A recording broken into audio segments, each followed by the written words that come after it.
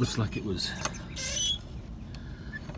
mounted on this 2x4 that has rotted out here, and apparently rotted out here as well. Anyway, I've got these bolts.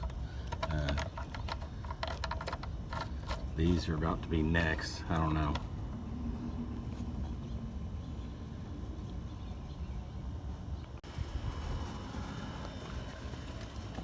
And this is the back end. There's the rotted out piece of board. Anyway, there's the 2x4 that has rotted.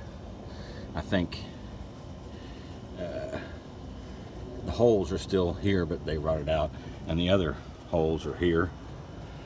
There was supposed to be a 2x4 there that's rotted out, and then of course there's one there that attached to the fence post that the bottom hinges are on. The bottom hinges connect to this and connect to that.